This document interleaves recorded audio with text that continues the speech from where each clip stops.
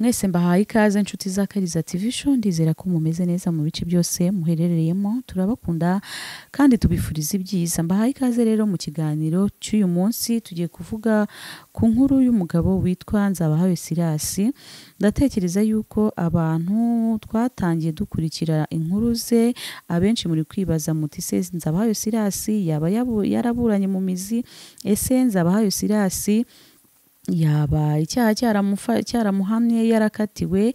Ibyo ngibyo rero nibyo tugiye kugarukaho muri aka kanya. Nzabahayo Silas rero n'ubundi yaragifunzwe n'ubundi by'agateganyo muri ya minsi 30, ariko Nzabahayo Silas akaba yaraje gutanga ikirego asaba kuba yajurira. Nzabahayo Silas rero akaba yajyanywe mu rukiko rukuru, ariko akagenda adafite umunyamategeko.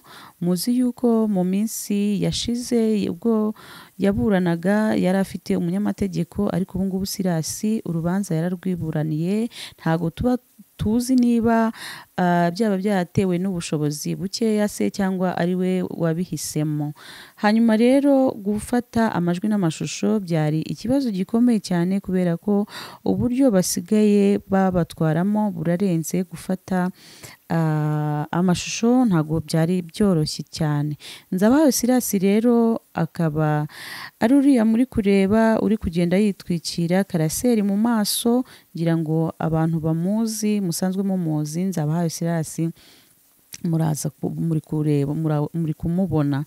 Nzabahayo rero Silas yaje kwinjira mu cyumba cy'iburanishwa, hanyuma habanza abantu bafite abanyamategeko, abadafite abanyamategeko baza kuza nyuma. Nzabahayo Silas rero baje kumugeraho, baramuhamagara aritaba, bamubaza impamvu yaba yarareze asaba kujurira. Silas asubiza mu magambo agira ati ntabwo ngo yigeze yishimira umwanzuro wafashwe n'urukiko rw'ibanze.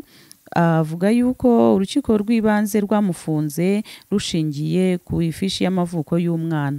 Avuga ko rero uwamureze ari Nikuze Divine, akongera akavuga yuko ifishi y'uwamureze urukiko rwashingiyeho ko ngo yanditseho Uwiduhaye Divine. Akaba asaba ko rero iyo fishi ngo yateshwa agaciro, ndetse ngo bagasobanura naho iyo fishi yavuye. Ndabibutsa yuko mu rukiko rw'ibanze Silas n'ubundi DNA yarazihakanaga, avuga yuko zishobora kuba ari iz'umuhungu we, umuhungu we ko ngo ari we wateye inda, ndetse ko ariyo mpamvu DNA zasohotse zifata Silas.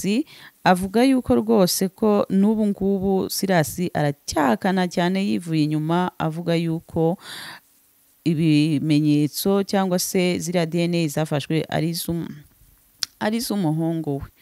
Nuko rero Silas bamubajije, yatanze indi mpamvu agira ati ndasaba ko nafungurwa nkaba ndi hanze akakurikirana ngo abana be.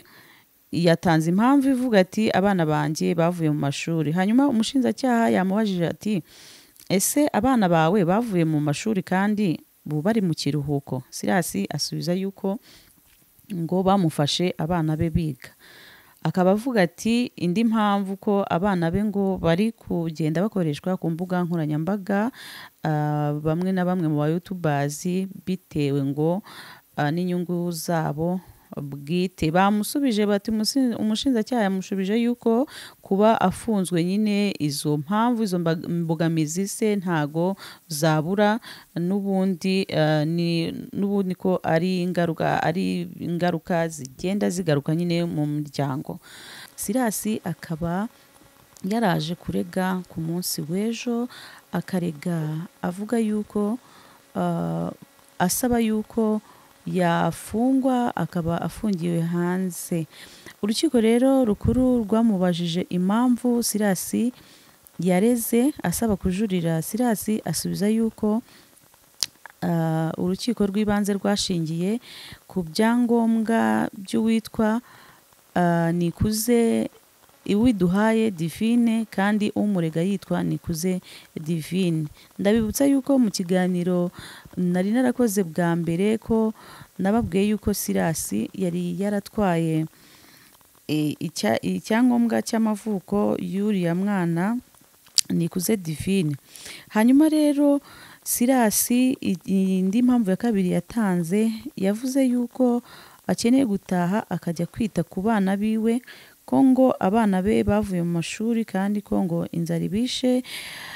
Avuga yuko kuva yafungwa abana be ngo bahise baba mayibobo. Indi mpamvu yatanze, avuga yuko ngo abana be bari gukoreshwa ku mbuga nkoranyambaga ngo n'abayutubazi ku mpamvu zabo bwite.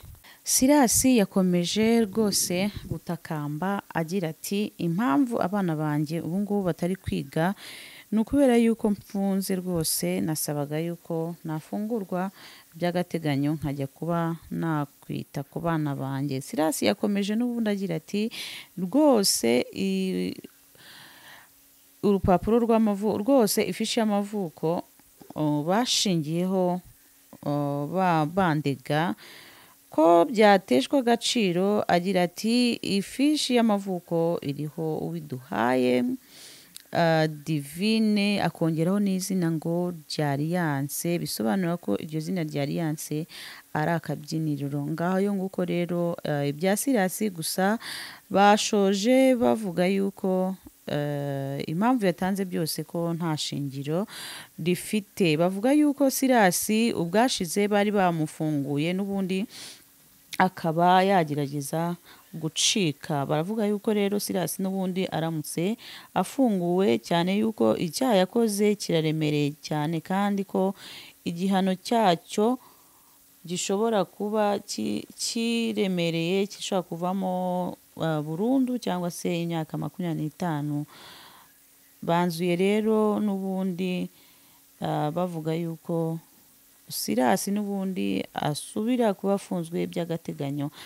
Ubwo rero ntago tuzi ngo byagenze gute. Umucamanza akimara kumva ibyo byose yabajije ubushinjacyaha, hanyuma ubushinjacyaha busubiza bugira buti impamvu zose z'ubujurire bwa Nzabahayo Sirasi ntabwo zumvikana.